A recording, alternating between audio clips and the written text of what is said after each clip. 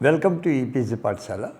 I am Professor Rani Sadasivamurthy from the Department of Sahitya, Rashtriya Sanskrit Vidyapitha, Tirupati. The subject is on Indian culture.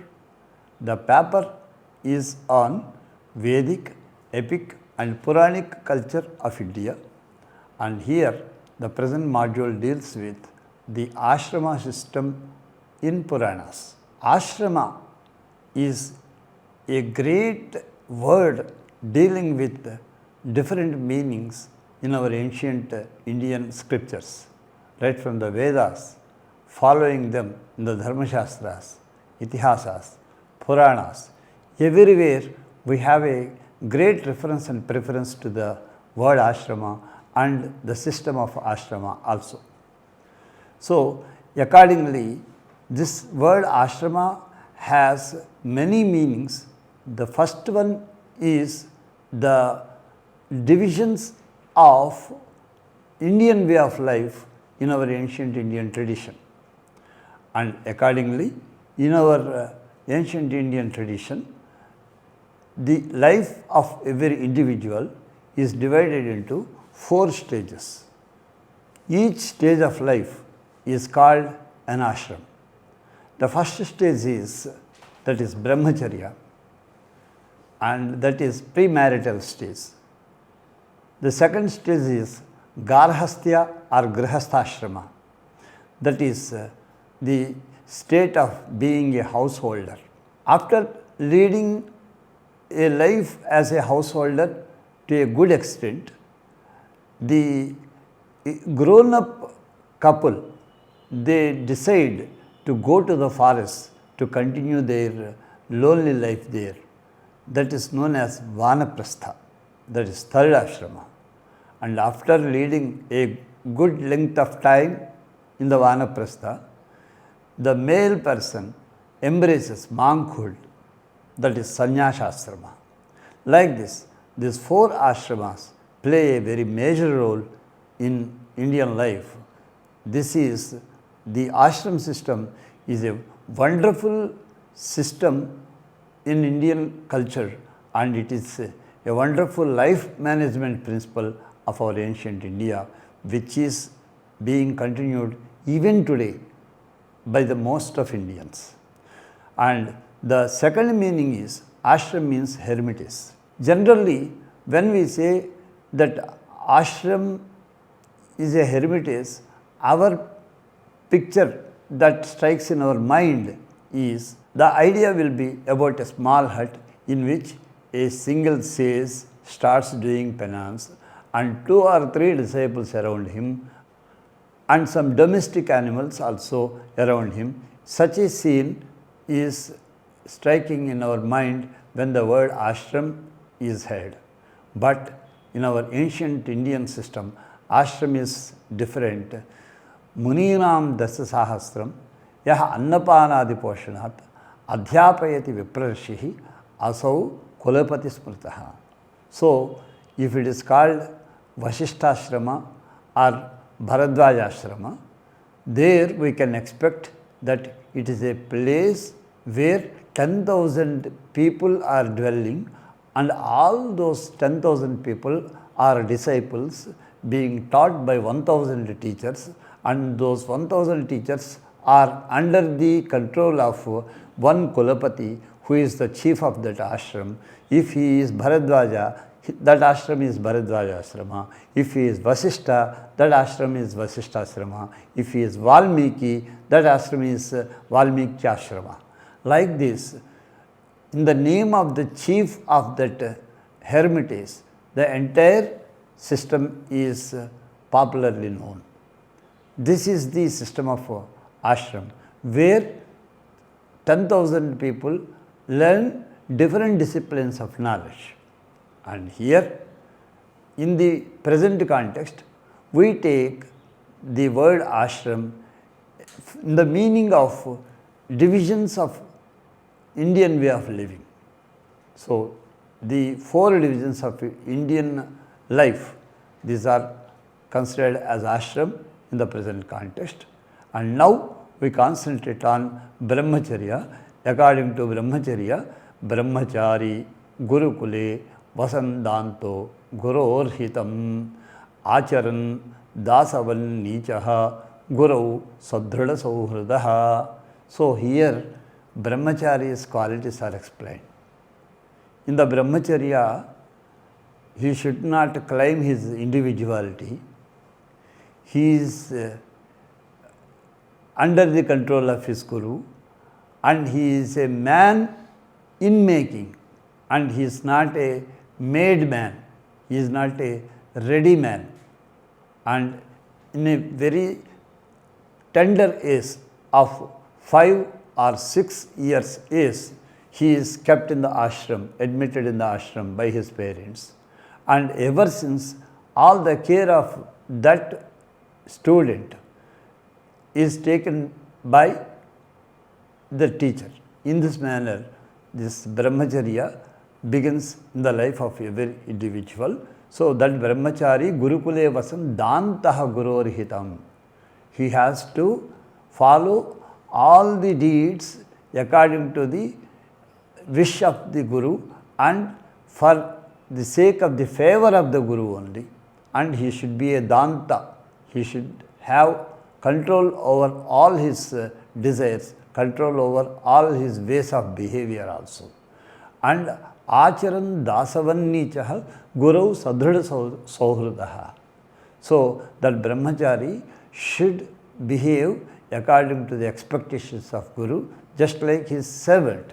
Then Sayam Pratarupasita Gurvagni Arkasurottaman. In both evening and morning times, this Brahmachari has to offer his prayers to his Guru, and then to Aditya, to the sun, and then to the Surottamas, and to all the gods, and also to Agni, to the fire.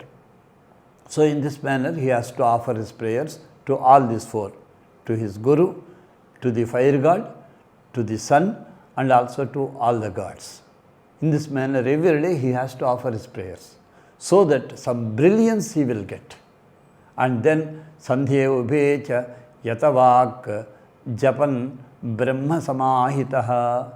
So in both the Sandhyas, in the morning and in the evening also, he has to control his speech. He should not allow his speech to be used to speak about the worldly things with his fellow students, but he has to control his speech, and with observing maunam, that is silence, he has to contemplate upon the god or goddess, and he has to do japa. This is how he has to behave. And upakrame avasanecha charanau sirasa namet. In the beginning and also at the end of the prayers, he has to prostrate before his Guru and offer namaskarams to his Guru and also to all the gods. Then Mekhalajana Vasamsi Jatadanda Kamandalun, he should hold as a sign of his brahmacharya, celibacy, he should bear Mekhala and Ajana, that is the skin of black antelope, and then Danda and Kamandalu. These are the four things which are the symbols of brahmacharya. And then Vibhriyad Upavitancha Darbhapanihi Yadhoditam. He should have a sacred thread, and also he should hold the Darbhapani. Darbhas, Darbha grass also should be there in his hands. Sayam Pratascharayet Bhaiksham Guravetan Nivedayet. He should not have comfortable food brought from his house, but he should go around the ashram for earning his food through begging from every householder who is dwelling in the ashram area. After collecting all the food also, he has no right to eat. He has to offer the food to his Guru, and that Guru will decide whether he has to eat or not. In such a way, he has to lead a life.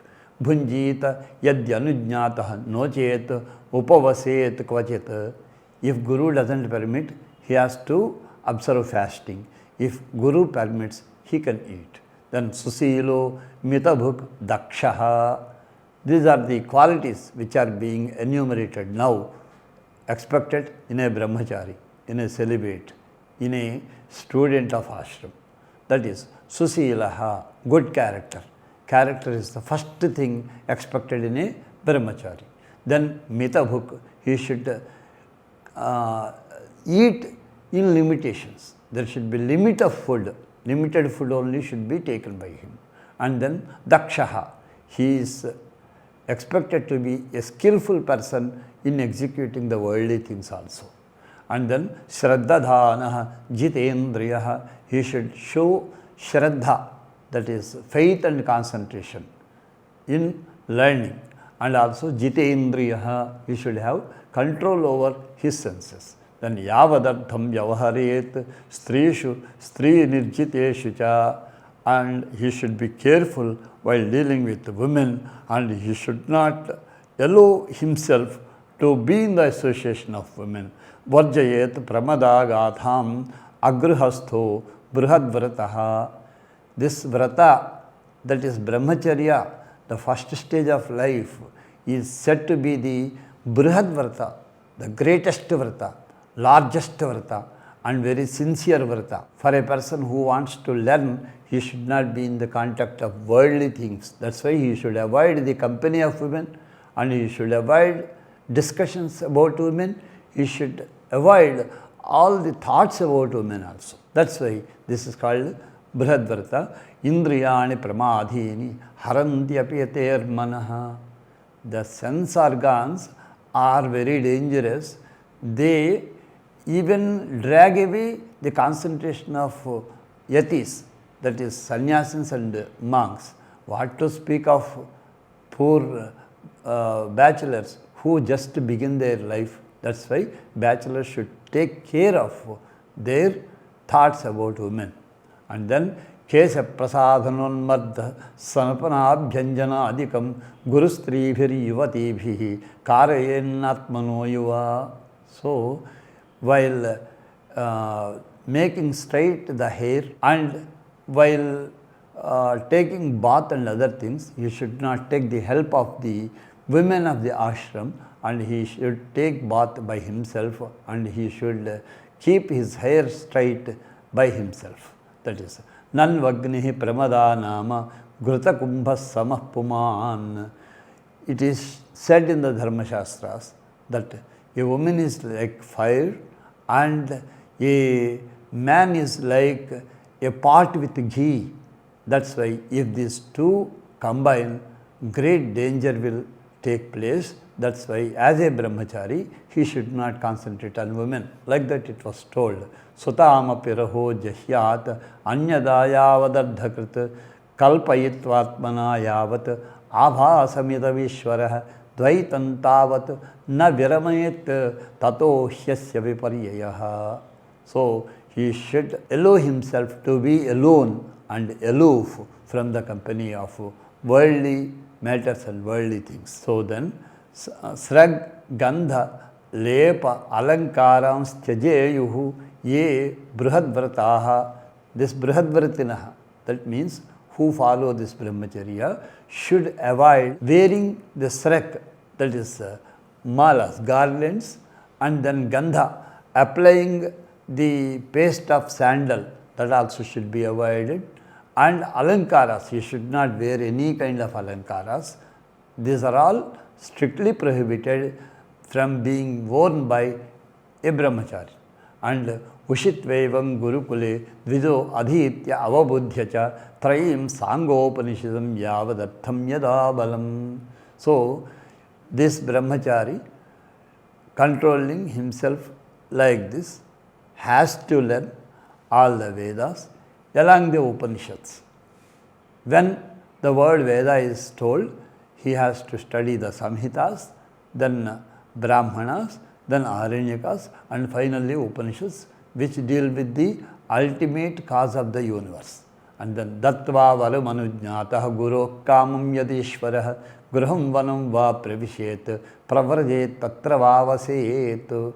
Having offered in the form of Guru Dakshina to his Guru at the end of his education, having taken the permission of the Guru, when Guru declares that his education is over, then this brahmachari can start his next stage of life, either like a householder or like a pravrajaka, that is directly going into sannyasa.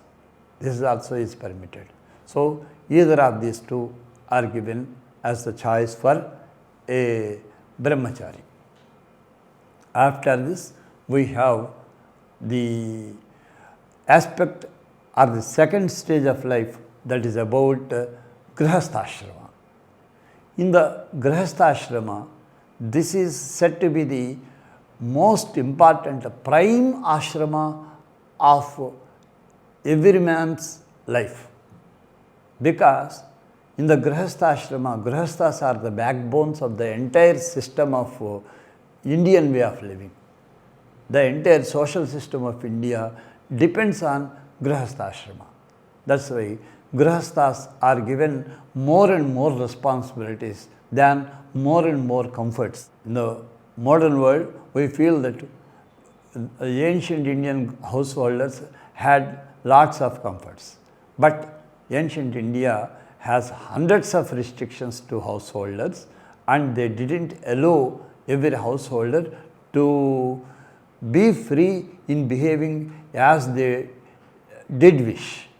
And those householders had to behave according to the rules given in the Dharma Shastras and also in the Puranas. And Puranas say all these are the rules laid down in the Bhagavata. That's why, as found in the Bhagavata 7th Skandha and in the 13th Adhyaya, a grihastha should be like this. That is, griheshu avasthito rajan kriya kurvanyadhojitaha vasudevarpanam sakshat upasita maha munim. So, the first and foremost thing is devotion towards Vasudeva. And in place of Vasudeva, any Ishtadevata. He may be a devotee of Shiva. He may be devotee of Shakti.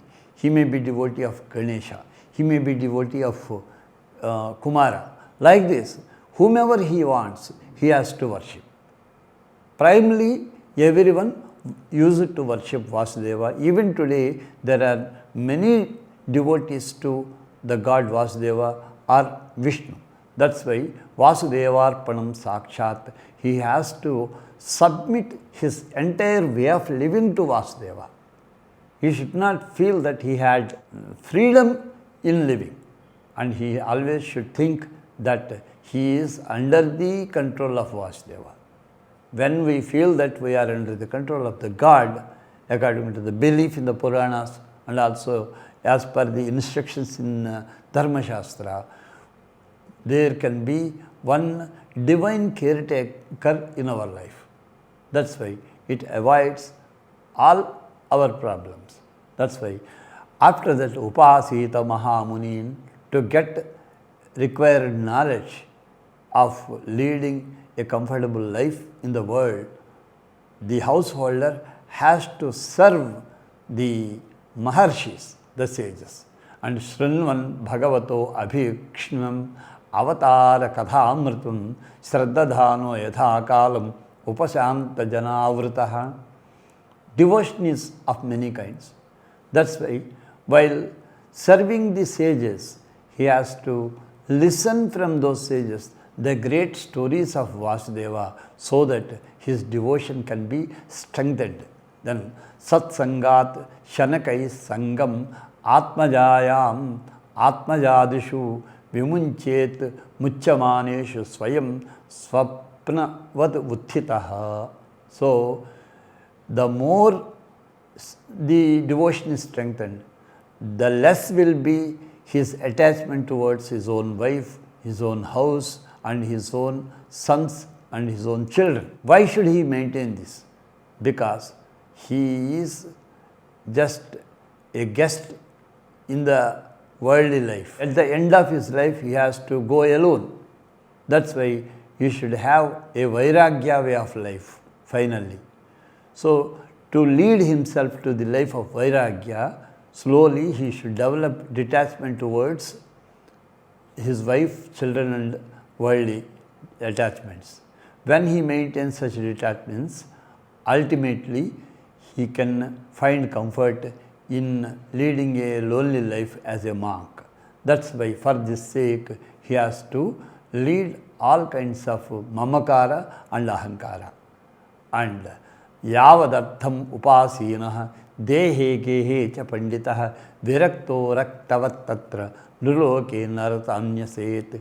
If he is developing attachment towards worldly things, it is nothing but inviting a hell in his life. That's why he has to control.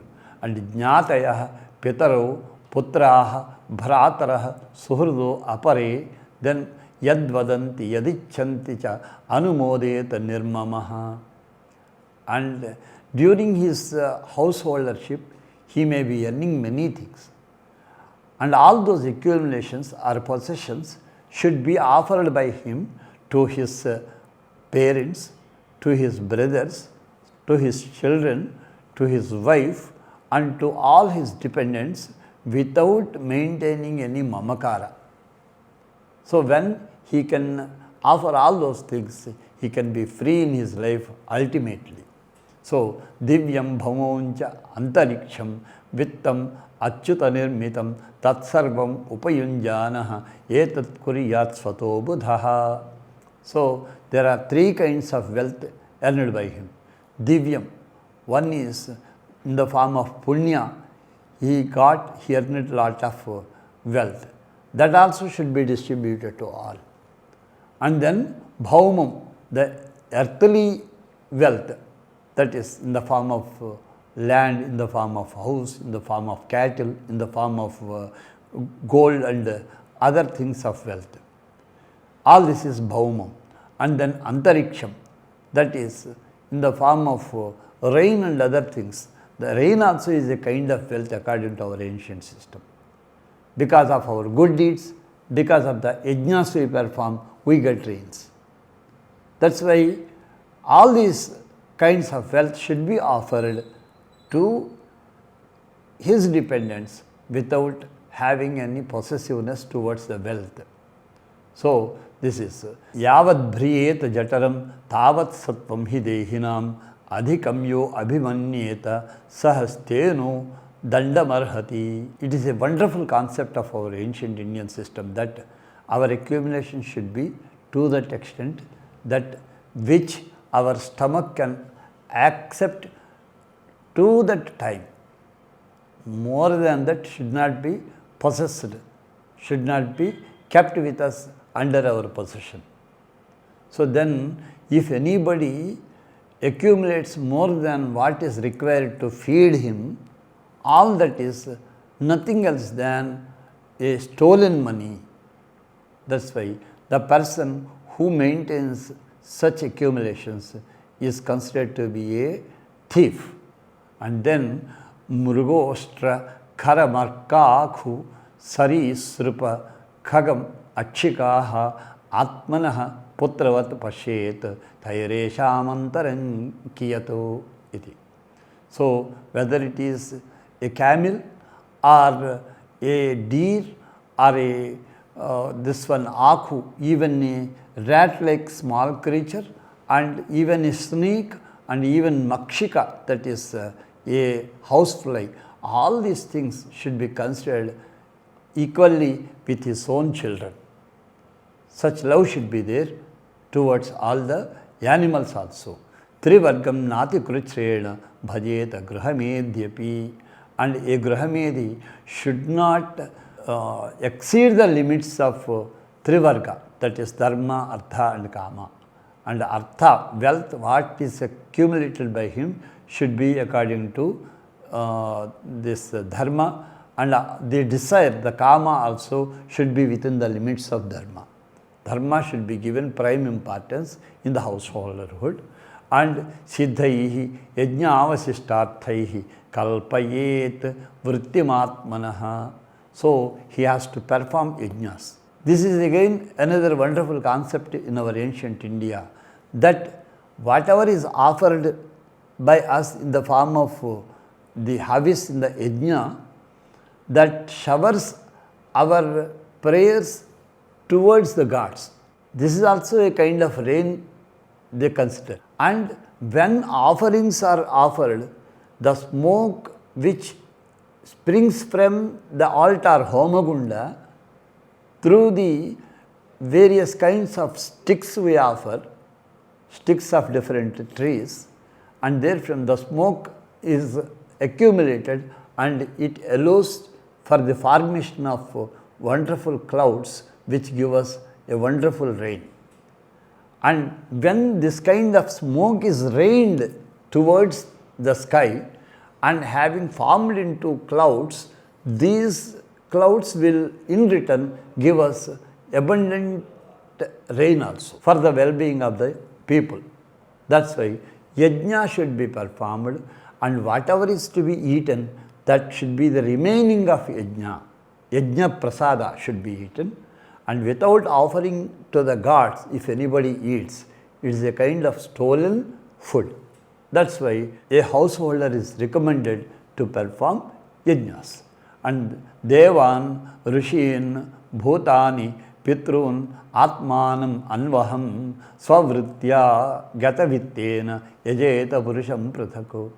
After earning lot of money, he has to perform 5 types of duties. One is he has to satisfy the gods through his behavior, that is Devaruna, and Rishin, Rishiruna also should be cleared, and then Bhutaruna, and the debts to all the other creatures because of which he is surviving on this earth comfortably, that Bhutaruna also should be cleared, and then Pitruna. Pitru means the mains, the forefathers and father. All this should be satisfied through his behavior. And then Atmanam, and he has to satisfy himself, and every day he has to satisfy all these people through his behavior. And Vetananikena Vidhina Agnihotradina Yajet, he has to perform Agnihotra yagas and homas very regularly. He has to protect Agnihotra. Nahyagnimukkhato yam vai Bhagavan sarva yajna bhuku ijyeta havisharajan yatha vipramukhe hutaihi. And if the householders doesn't perform this Agnihotra yajnas and other things, gods won't accept any other kind of food. That's why gods accept only the offerings which are offered through Agnihotra by the householders. That's why householders have to perform yajnas. Tasmad brahmana deveshu matyadishu yatharhatah taistaihi kamaihi yajasvenam kshetrajnam brahmanan anu. So in this manner, all the householders should satisfy the Brahmins, the gods, and also all other human beings through their performance of yajnas and yagas in the Agnihotra. This is given as a prime duty of the householder to protect Agnihotra. So in this manner, we had the duties of Brahmacharya and then the duties of Grihastha also. Now we come to the Vanaprastha's duty. Vanaprastha is such days where both the wife and husband, having led a good quality of life, a comfortable life as Grihasthas, and after getting children, having handed over all their possessions to them, and these two couple should go to the forest to lead a life there. What do they do there? In the forest, actually, a Vanaprasthan has to perform certain types of rites, one thing. And secondly, they have to help all the brahmacharis in the ashramas who are learning under their gurus there. These Vanaprasthans should provide food for them. For that sake, they have to lead a kind of strictly principled life. That is, Yana asthaya munihi gachet rishihi lokam uhanjasa nakristapacham asniyat akrishtancha pyakalataha. The grain available in the forest is of two kinds. One is naturally growing grain, the other one is which is grown because of human efforts.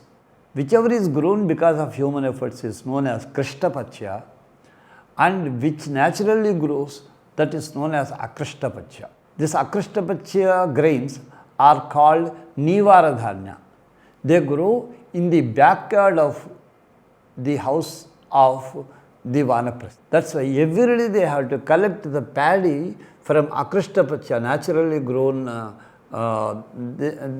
corn plants, and they have to collect the grain particles, and they should remove the husk with their hands, and having collected such grain particles, they have to prepare food and offer to the brahmacharis, and they also should eat. But they should never grow for feeding themselves. That is one thing. And then Agni Pakvam Adhamam Va Arka Pakvam Utaharet. So then they have to eat certain fruits and other things which are not cooked on fire. And then Labdhe Nave Annadye Puranancha Parityajet. When the fresh food is available, the old food should be quit off. They should not keep the food, they should not preserve the food. Always they should eat the fresh food. When the naturally fresh food is eaten, the brain will work with great concentration upon the higher beings, upon the gods. For that sake, Vanaprastha has to lead such a life. Srayeta Himavayivagni Varsharka Atapa Shat Swayam. So, when they have to lead a life of Vanaprastha, they have to respect Hima, the fall of snow, and then Vayu, all the kinds of winds, Agni, Varsha, Surya, Atapa, the sunshine. All these things should be properly respected. And Kesaro Mannakas Masrumala Anijatulo Dadat Kamandal Vajino Dandaha Valkalagni Parichadan. So here he has to grow keshas and romas and bird and all these things. And Valkalas should be worn by them. Valkala means the bark garments. In this manner, the Vanaprasthins should maintain their life. After this Vanaprasthin's ashram, we have to consider the fourth ashrama, that is Sannyasa ashrama. And this Sannyasa ashrama is very toughest one in one's life. And here the concentration of the person should only be on attaining moksha and none else than that. Kalpastvevam Parivrajya Dehamatravasheshitah Gramekaratra Vidhana Nirapechacharen Mahim. Nowadays, we see monks settling in different places. But in ancient times, every sannyasi, every monk should be a wanderer. He should not stay anywhere for more than one night. That's why Gramaikarat Vidhina, and in every village, whichever is visited by him, should not be visited for a second time. He should go on wandering, and he should spend only one night there, and the second night should not be spent there. If a person stays at a place for more than one night, he will develop some mamakara with it. A sannyasi should quit ahankara and mamakara. Ahankara is that the I consciousness is ahankara, and my consciousness, it is mine, it is mine, it is mine, like that. That possessiveness is developed through mamakara. So to quit these two things, a monk, a parivrajaka, should not stay for more than one night in one village. And then Bibhriyat Yadyasau Vasaha Kaupinachadanam Param. He should quit even his own life. He should quit even his own wife, and then he should wear only a piece of cloth to cover him, not a full garment. That piece of cloth is called kaupinam. So he should be a kaupinadhari. Tyaktam na lingad dandadehe anyat kinchit anapadi. He should not have any other kind of symbols with him except a danda in his hand. On seeing danda, we can identify that he is a sannyasi. And danda is the mark of sannyasi. So except danda, he should not wear any other things. Kaupenadharitvam and dandadharitvam. Eka eva charet bhikshuho atmaramo anapashrayah sarvabhuta suhur chantaha narayana parayanaha. He should always wander alone, and then atmaramaha anapashrayah. The inner consciousness, the divine being who is dwelling in our body, he should be worshipped. And then sarva bhuta suhrit, he should be a friend of all beings. And shantaha, he should a person of tranquility, and then always should be remembering the name of Narayana. Pasyed atmanyado vishvam pari sadasato avyaye. And he has to concentrate on Hari, and at the same time he should consider the entire world as himself. This one. Atmanancha param brahma sarvatra sadasanmaye. Everywhere and in his own self he should see the same Brahman. This is the way of the life of a monk. And in this manner, we have the 4 ashramas of life, Indian way of life. And these 4 ashramas are Brahmacharya, Garhastya, Vanaprastha and Sannyasasrama. Because of these 4 ashramas, the quality of Indian life is led in such a way that in the early stage, that is Brahmacharya, his time is spent for the sake of acquiring knowledge.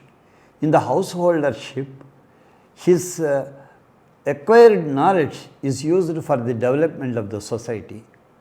And in the old days, in the Vanaprastha stage, again the service of the aged couples is being offered for providing food to the brahmacharis of the ashrams who are again acquiring knowledge.